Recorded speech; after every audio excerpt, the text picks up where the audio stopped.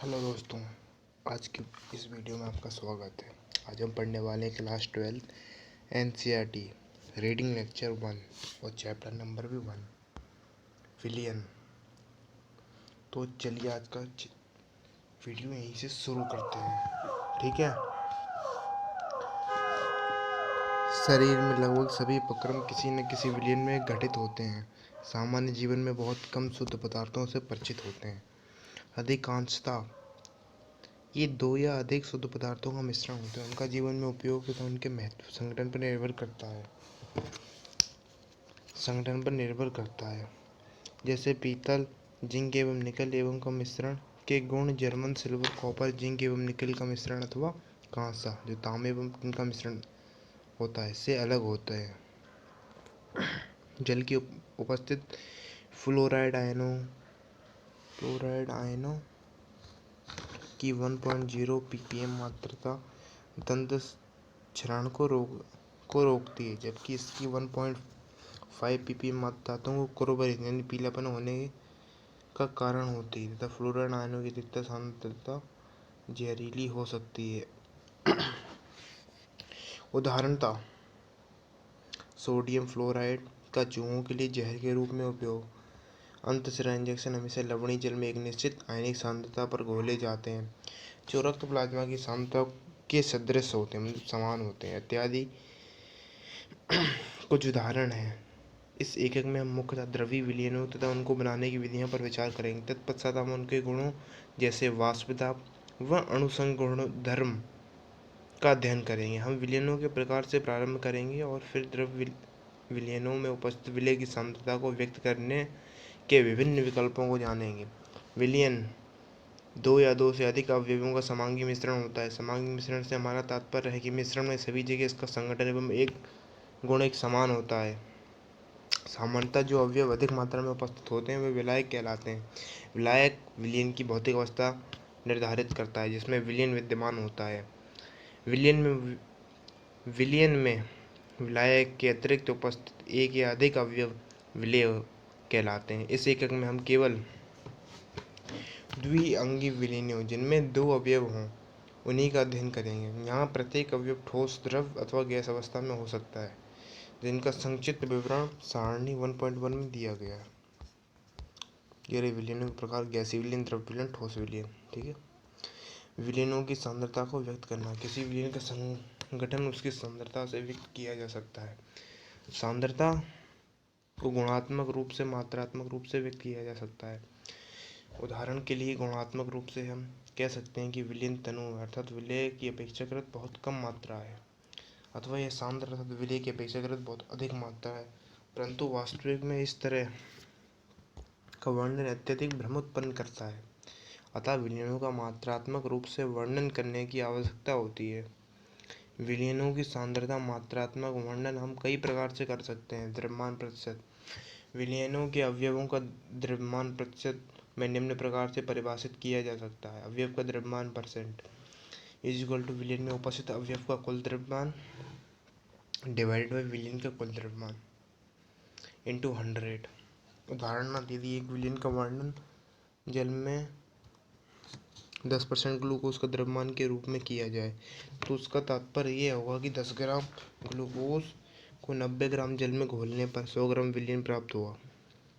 द्रव्यमान प्रतिशत में व्यक्त सांद्रता का उपयोग सामान्य रासायनिक उद्योगों के अनुप्रयोगों में किया जाता है। उदाहरणार्थ व्यावसायिक ब्लीचिंग विलयन में सोडियम हाइपोक्लोराइट का जल 3.62 द्रव्यमान प्रतिशत होता है। आयतन प्रतिशत। आयतन प्रतिशत को निम्न प्रकार से परिभाषित किया जा सकता है।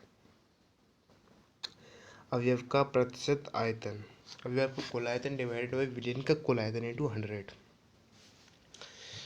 उदाहरण के लिए एथेनॉल का जल में 10% विलयन का तात्पर्य है कि 10 ml एथेनॉल को इतने जल में इतना घोलते हैं कि विलयन का कुल आयतन 100 ml हो जाए। द्रवी विलयन को सामान्यतः इस मात्रक में प्रदर्शित किया जाता है। उदाहरणार्थ एथिलीन ग्लाइकॉल 35% V/V विलयन, या इसको V प्रति V कहते हैं। विलयन वायनों को इंजन को ठंडा रखने के काम में आता है। इस सांद्रता पर हम हिमरोधी जल के हिमांक को 255.4 केल्विन या -17.6 डिग्री सेंटीग्रेड तक कम कर देता है। द्रव्यमान आयतन प्रतिशत WV एक अन्य इकाई जो औषधियों एवं फार्मेसी में सामान्यतः उपयोग में लाई जाती है वह है 100 ml विलयन में घुले हुए विलेय का द्रव्यमान। ppm जब विलेय की मात्रा अत्यंत सूक्ष्म सांद्रता को पार्ट्स प्रति मिलियन ppm में प्रदर्शित करना उपयुक्त रहता है। पार्ट्स पर प्रति मिलियन अवयव के भागों की संख्या डिवाइडेड बाई विलियन में उपस्थित सभी अवयवों के कुल भागों की संख्या इंटू 10⁻6। प्रतिशत की भांति ppm सांद्रता को भी द्रव्यमान आयतन द्रव्यमान आयतन में प्रदर्शित किया जा सकता है। 1 लीटर यानी 1030 ग्राम समुद्री जल में 6×10⁻³ ग्राम ऑक्सीजन O2 घुली होती है। इतनी कम सांद्रता को 5.8 ग्राम प्रति 10⁻6 ग्राम समुद्री जल यानी कि 5.88 ppm में या से भी व्यक्त किया जा सकता है। जल अथवा वायुमंडल में वायु प्रदूषकों की सांद्रता को प्रायः म्यू ग्राम मोल या मोल लीटर इनवर्स अथवा ppm में प्रदर्शित किया जा सकता है। मोलांश यह सब मोल प्रवाह भी कहते हैं। x को सामान्यतः मोल अंश के संकेत के रूप में प्रयोग करते हैं और x के दाईं और नीचे लिखी हुई संख्या उसके अवयवों की संख्या को प्रदर्शित करती है। अवयव का मोलांश अवयव के मोलों की संख्या डिवाइडेड बाई सभी अवयवों के कुल मोलों की संख्या। उदाहरणार्थ एक द्विअंगी विलयन में यदि A व B अवयवों के मोल क्रमशः Na व Nb हों तो A के मोलांश होंगे XA divided by Na plus Nb। आइए अवयवों वाले विलयन में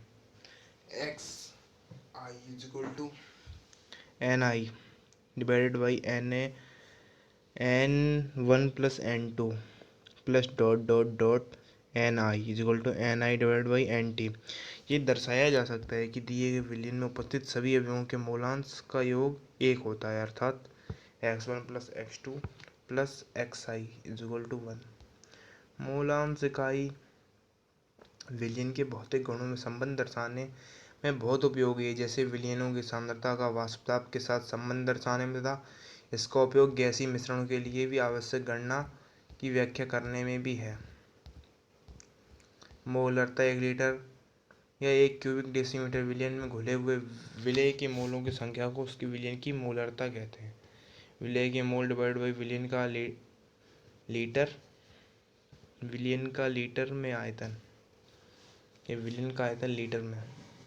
उदाहरणार्थ NaOH के 0.25 मोल लीटर इनवर्स यानी 0.25 मोलैरिटी विलयन का तात्पर्य है कि NaOH के 0.25 मोल को 1 लीटर विलयन में घोला गया है। समझिए। अब आता है मोललता। किसी विलयन की मोललता 1 किलोग्राम विलायक में उपस्थित विलेय की मोलों की संख्या के रूप में परिभाषित की जाती है और इसे निम्न प्रकार से व्यक्त करते हैं। मोललता M विलेय के मोल डिवाइडेड बाई विलेय का किलोग्राम में द्रव्यमान।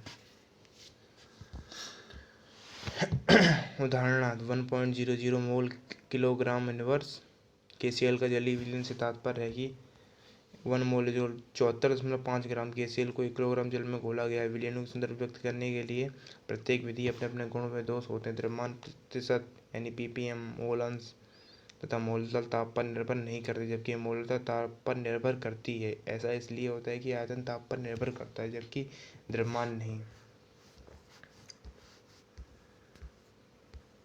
किसी अवयव की विलेयता एक निश्चित ताप पर विलायक की निश्चित मात्रा में घुली हुई है उस पदार्थ की अधिकता।